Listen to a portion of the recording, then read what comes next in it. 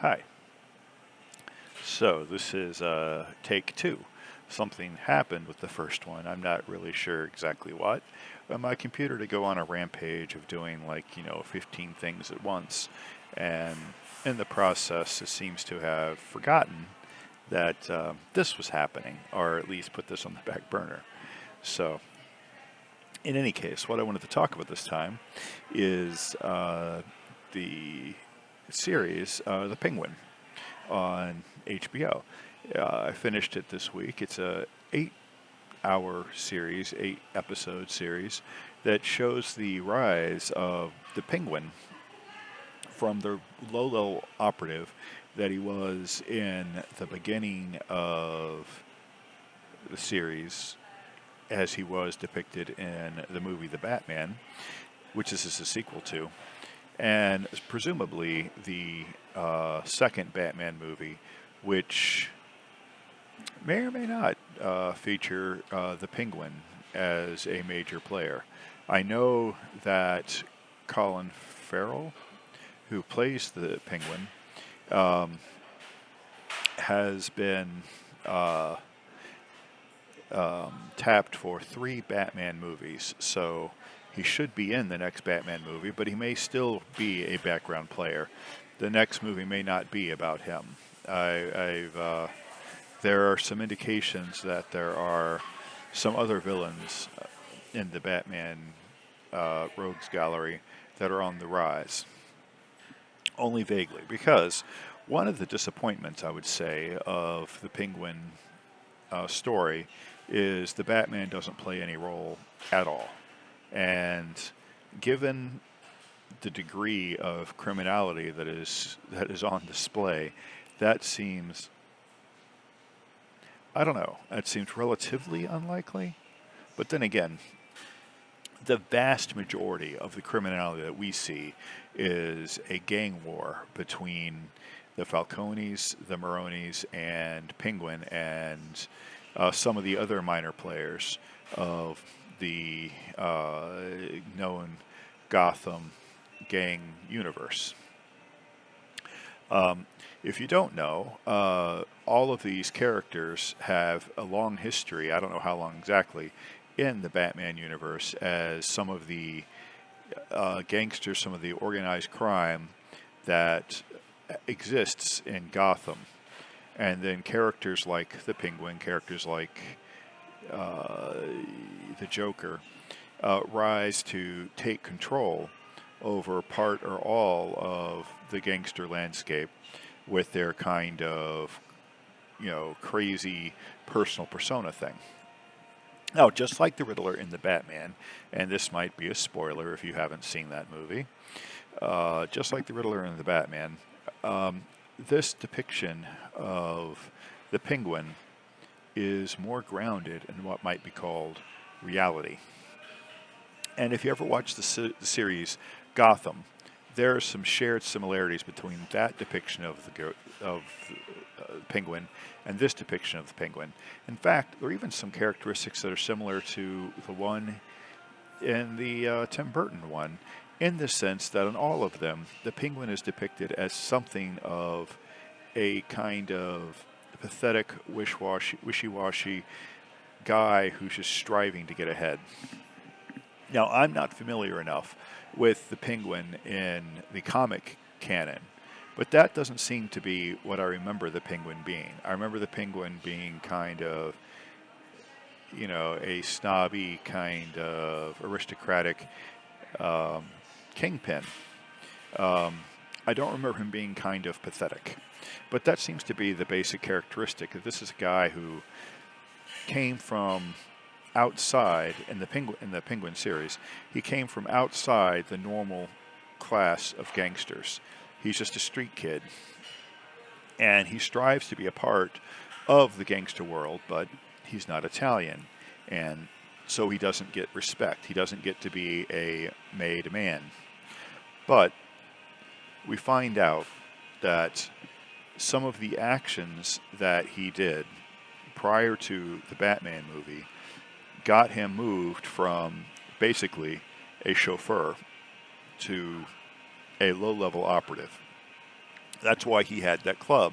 That's why he was running a drug called drops. And what happens in the series, of course, is Falcone has been killed. Carmine Falcone has been killed at the near the end of the Batman movie, and so there's something of a void in the crime family, and Maroni, the other leader of the main family in Gotham, is currently in jail. Now, I don't remember if he wound up in jail in the movie, or if that happened prior to the movie, or separate from the movie, or if that it didn't happen in the series. He's in jail from the beginning of the series, but it may have been something that happened, like in the news flash or whatever in the very beginning of the series. I'm not really sure. But anyway, Maroni's in jail. Carmine Falcone is dead, and there's a gap. And the Penguin starts to make his play to become a bigger part of that.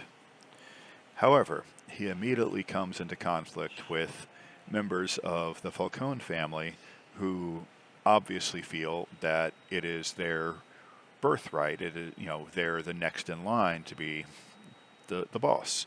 And this causes the conflict that basically starts the series.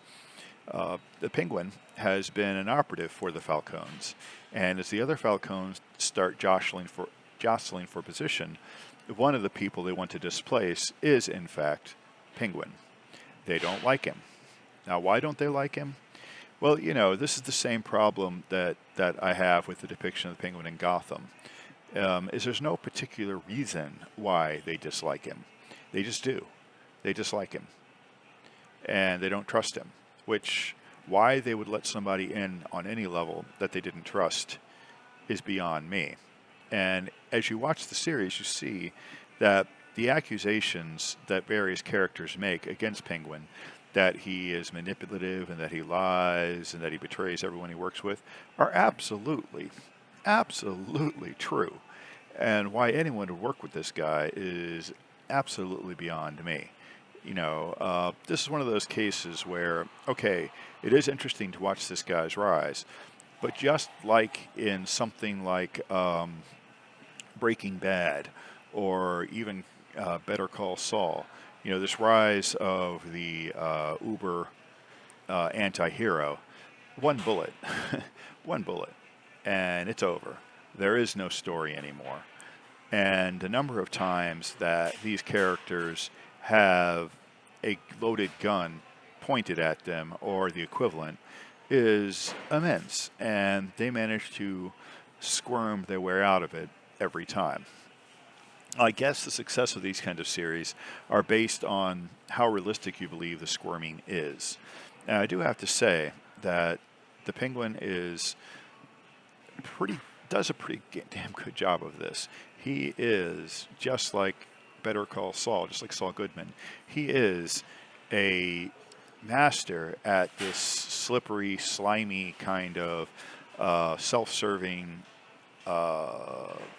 lie, clearly meant to be some kind of sociopathic personality. I mean, I'm no diagnostician. I am no psychologist. I don't have my finger on the characteristics of all these sorts of mental illnesses. And besides, this is written by Hollywood. I mean, do they know them?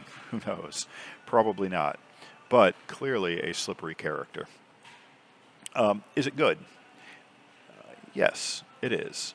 One of the main antagonists, because the Penguin, although by the end it's hard to be completely sympathetic with him, you are sympathetic with him compared to what he's up against.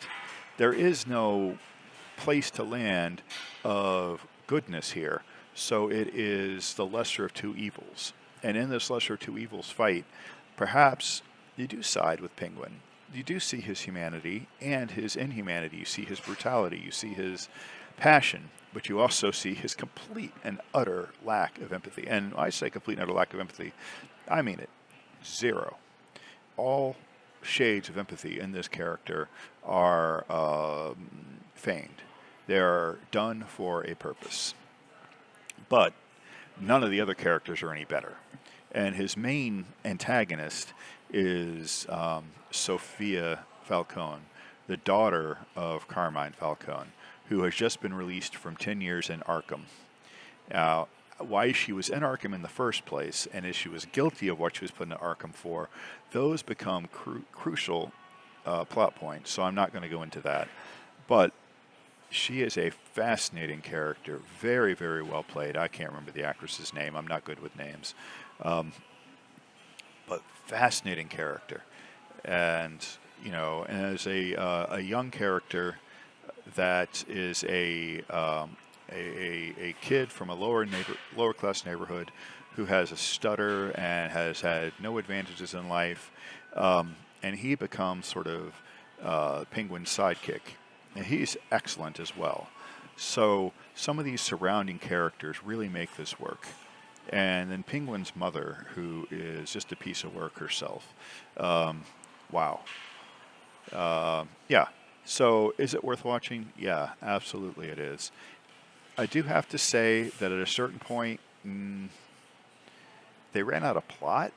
And so the last, like, I don't know, 2 or 3 hours probably could have been condensed.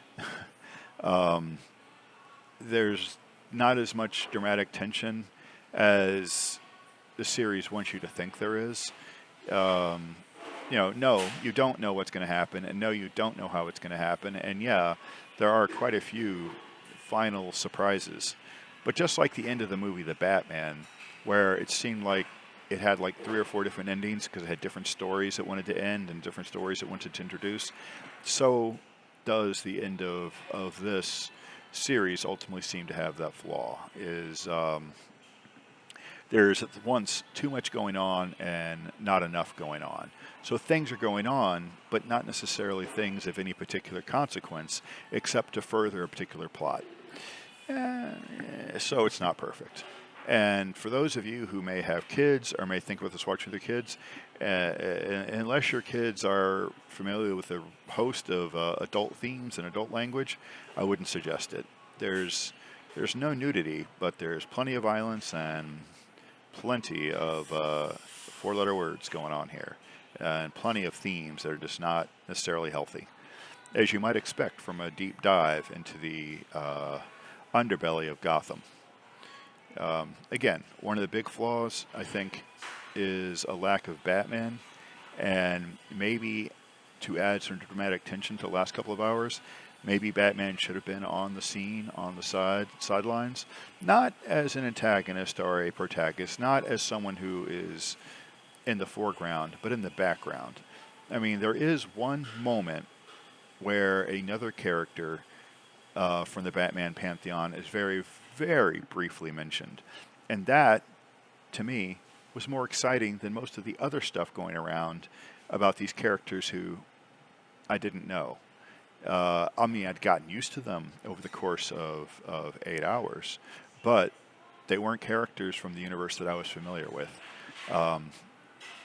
And although I did care about what happened to them, it wasn't as interesting to me as knowing about one of the characters from the main pantheon. So, anyway, yeah, I'd recommend it. It's worth the 8 hours, but, you know, you're not going to be overwhelmed by it. You're not going to be blown away, I don't think. I think it's good, but it's not going to blow you away.